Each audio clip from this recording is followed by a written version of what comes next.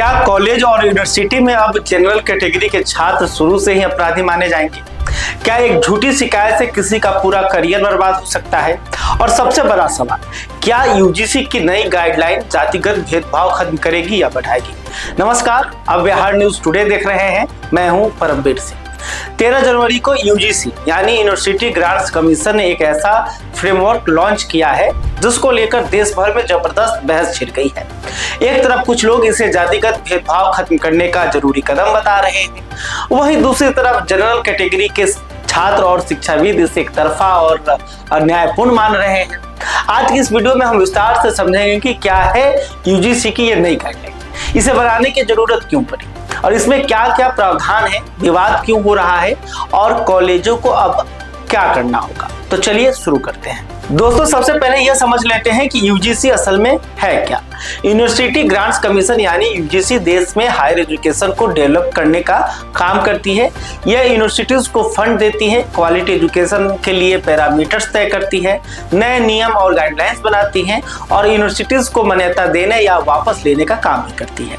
यानी यूजीसी के पास बहुत ताकत है। अगर कोई कॉलेज या यूनिवर्सिटी इसके नियम को नहीं मानती है तो यूजीसी उसकी मान्यता खत्म कर सकती है या फंडिंग रोक सकती है। अब इसी यूजीसी ने एक नई गाइडलाइन बनाई है जो देश के हर कॉलेज और यूनिवर्सिटी पर लागू होगी। अब आते हैं मुख्य मुद्दे पर। 13 जनवरी को यूजीसी ने इक्विटी प्रमोशन रेगुलेशन 2026 का ऐलान किया। यह नया नियम 2012 के पुराने नियमों को रिप्लेस करेगा। साथ ही ये नेशनल एजुकेशन पॉलिसी 2020 के इक्विटी और इंक्लूजन वाले हिस्से की जगह लेगा।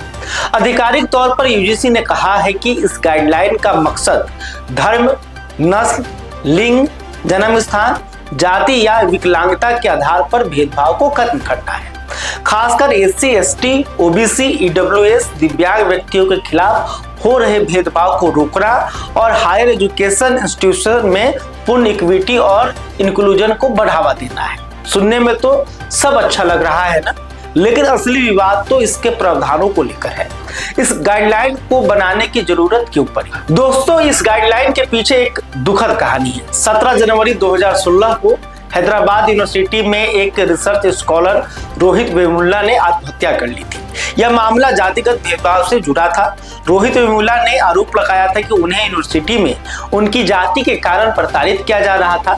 इस घटना के बाद पूरे देश में बहस शुरू हो गई थी कि क्या कॉलेजों और यूनिवर्सिटीज में जातिगत भेदभाव होता है, क्या पिछड़े वर्ग के छात्रों को प्रताड़ित किया जाता है और इसे रोकने के लिए क्या किया जाना चाहिए। रोहित वेमुल्ला का मामला सुप्रीम कोर्ट पहुंचा। साथ ही पायल तडवी का मामला भी था जो एक और दुखद घटना थी। सुप्रीम कोर्ट ने इन दोनों मामलों के आधार पर यूजीसी को निर्देश दिया कि 2012 के पुराने नियमों को रिप्लेस करके नई गाइडलाइंस बनाई जाए। मकसद साफ था, यूनिवर्सिटी और इंस्टीट्यूट का माहौल ओबीसी, एससी और एसटी फ्रेंडली बनाना।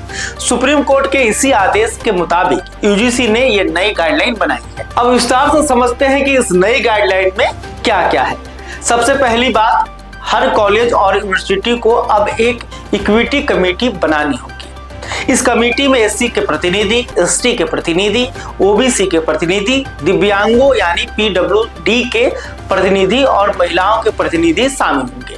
कमेटी की अध्यक्षता संस्थान का हेड करेगा। दूसरी बात, नई गाइडलाइन में जाति आधारित भेदभाव को बहुत स्पष्ट तरीके से परिभाषित किया गया है। इसमें डिसेबिलिटी को भी डिस्क्रिमिनेशन के आधार में शामिल किया गया है। तीसरी बात, हर संस्थान को अब एक इक्वल अपॉर्चुनिटी सेंटर यानी ईओसी बनाना होगा। ईओसी का काम होगा इक्विटी बढ़ाना, काउंसलिंग देना, बाहर की एजेंसियों से तालमेल करना, शिकायत पोर्टल चलाना, इंक्लूजन की पहलों की निगरानी करना। अगर किसी कॉलेज में पर्याप्त टीचर्स नहीं है तो यह काम उससे जुड़ी यूनिवर्सिटी करेगी। चौथी बात, नियमों में इक्विटी स्क्वाड्स और इक्विटी एम्बेसडर्स भी लाए गए हैं। इनका काम होगा कैंपस की निगरानी करना, संभावित गलतियों की रिपोर्ट करना और भेदभाव की घटनाओं को तुरंत सूचित करना। पांचवी बात, हर संस्थान में अब 24/7 इक्विटी हेल्पलाइन होगी। शिकायतें 3 तरीके से की जा सकती है, यानी ऑनलाइन, लिखित या हेल्पलाइन के जरिए। अगर शिकायत में शुरू से ही अपराध साफ दिखे तो उसे सीधे पुलिस को भेज दिया जाएगा। और सबसे अहम बात, शिकायतों के लिए बहुत सख्त डेडलाइन तय की गई है। शिकायत मिलने के 24 घंटे में कार्रवाई शुरू होगी, 15 दिनों में प्राथमिकी रिपोर्ट देनी होगी और 60 दिनों में पूरी जांच खत्म करनी होगी। अब आते हैं सबसे महत्वपूर्ण सवाल पर। दोस्तों, इस गाइडलाइन को लेकर जनरल कैटेगरी के छात्रों, शिक्षाविदों और आलोचकों में जबरदस्त नाराजगी है। वो इसे जातिगत भेदभाव को खत्म करने की बजाय बढ़ाने वाला मान रहे हैं। आइए समझते हैं क्यों। पहली बड़ी आपत्ति यह है कि यह नियम सामान्य जाति के लोगों के साथ भेदभावपूर्ण रवैया अपनाते हैं। यह पहले से ही मान लिया जाता है कि जनरल कास्ट के लोग जाति की वजह से भेदभाव के शिकार कभी नहीं हो सकते। यानी अगर एक जनरल कैटेगरी का छात्र कहता है कि उसके साथ जातिगत भेदभाव हो रहा है तो उसकी शिकायत सुनी ही नहीं जाएगी। दूसरी और सबसे बड़ी समस्या यह है कि झूठी शिकायतों को रोकने का कोई साफ प्रावधान नहीं है। देखिए क्या हो सकता है। कोई भी SC, ST, OBC छात्र किसी जनरल कैटेगरी के छात्र या प्रोफेसर के खिलाफ शिकायत कर सकता है। 24 घंटे में कार्रवाई शुरू हो जाएगी। आरोपी को तुरंत दोषी मान लिया जाएगा। अगर शिकायत झूठी निकली तो शिकायत करने वाले को कोई सजा नहीं है। फ्रेमवर्क शिकायत करने वालों को गोपनीयता, तेज जांच और बदले की कार्रवाई से सुरक्षा तो देता है, लेकिन गलत इस्तेमाल के नतीजों पर पूरी तरह चुप है। तीसरी आपत्ति यह है कि नियमों से एक बिल्कुल गलत धारणा बढ़ती है कि SC, ST, OBC के किसी व्यक्ति की हर शिकायत सच्ची होती है और समान जाति का व्यक्ति शुरू से ही अपराधी होता है। यह बेहद खतरनाक है। चौथी आपत्ति करियर बर्बाद होने को लेकर है। कल्पना कीजिए, आप एक प्रोफेसर हैं। एक छात्र को आपने परीक्षा में कम नंबर दिए क्योंकि उसका पेपर अच्छा नहीं था। वो छात्र आपके खिलाफ जातिगत भेदभाव की शिकायत कर देता है। 24 घंटे में आपके खिलाफ कार्रवाई शुरू हो जाएगी। आपको सस्पेंड किया जा सकता है। आपकी इज्जत मिट्टी में मिल जाएगी। बाद में अगर शिकायत झूठी निकली तब तक आपका करियर बर्बाद हो चुका होगा और शिकायत करने वालों को कोई सजा नहीं मिलेगी। क्या ये न्याय है? पांचवी आपत्ति यह है कि नया फ्रेमवर्क लोगों की धारणा और अनुपालन को तरहीज देता है। दूसरी ओर सुरक्षा, स्पष्टता और सही प्रक्रिया में बड़ी खामियां छोड़ देता है। इससे एक तरफा कार्रवाई को बढ़ावा मिलता है। छठी आपत्ति यह है कि आलोचकों को आशंका है कि इन नियमों का इस्तेमाल बदले की भावना से किया जा सकता है। किसी से दुश्मनी है तो शिकायत कर दो, किसी प्रोफेसर से नाराज हो तो शिकायत कर दो, परीक्षा में फेल हो गए तो शिकायत कर दो और सामने वाले का करियर खत्म कर दो। सातवीं आपत्ति यह है कि ऐसे नियमों के डिजाइन और अमल का ड्यू प्रोसेस, एकेडमिकल फ्रीडम, संस्थान की तटस्थता पर गहरा असर पड़ता है। कुछ लोग इसे आरक्षण की तरह एक तरफा पॉलिसी बता रहे हैं। दोस्तों, ये गाइडलाइंस 15 जनवरी को नोटिफाई हो चुकी है, यानी ये उसी दिन से लागू हो गई है। अब से 90 दिन के अंदर सभी यूनिवर्सिटी और एजुकेशन इंस्टीट्यूट को इक्विटी कमेटी बनानी होगी, EOC स्थापित करना होगा, 24x7 हेल्पलाइन शुरू करनी होगी और इक्विटी स्क्वाड्स और एम्बेसडर्स नियुक्त करने होंगे। अगर किसी के खिलाफ शिकायत आती है तो 24 घंटे में प्राइमरी कार्रवाई करनी होगी, 15 दिनों में रिपोर्ट देनी होगी और 60 दिनों में जांच पूरी करनी होगी। अगर कॉलेज नई गाइडलाइन नहीं मानते तो बहुत गंभीर परिणाम हो सकते हैं। UGC मान्यता खत्म कर सकता है, फंडिंग रोकी जा सकती है और कॉलेज बंद हो सकता है। इसलिए सभी संस्थानों को ये नियम मानने ही होंगे।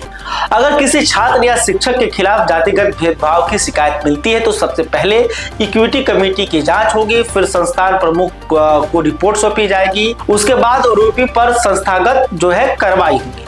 पहले चेतावनी दी जाएगी, फिर जुर्माना लगाया जा सकता है, गंभीर मामलों में सस्पेंशन हो सकता है और सबसे गंभीर मामलों में एक्सप्लेशन या रिमूवल यानी निष्कासन हो सकता है। हाँ, अगर आप पर एक्शन हुआ है और आप कमेटी के फैसले से असंतुष्ट हैं तो 30 दिनों के अंदर अपील कर सकते हैं। संस्थान सभी शिकायतों का रिकॉर्ड रखेगा, लेकिन याद रखिए तब तक आपकी रेपुटेशन को नुकसान हो चुका होगा। तो दोस्तों, ये था UGC की नई गाइडलाइंस का पूरा विवरण। अब सवाल ये है कि ये गाइडलाइन सही है या गलत। एक तरफ रोहित वेमुला और पायल तडवी जैसे मामलों को देखें तो समझ में आता है कि कुछ तो करना ही था। जातिगत भेदभाव का वास्तविक समस्या है जिसे खत्म करना जरूरी है, लेकिन दूसरी तरफ क्या एक अन्याय को खत्म करने के लिए दूसरा अन्याय किया जा सकता है? क्या जनरल कैटेगरी के लोगों को शुरू से ही अपराधी मान लेना सही है? क्या झूठी शिकायतों पर कोई सजा नहीं होनी चाहिए। शायद एक बैलेंस्ड अप्रोच की जरूरत है, जहां जातिगत भेदभाव को जरूर खत्म किया जाए, लेकिन किसी भी कैटेगरी के साथ भेदभाव नहीं होना चाहिए।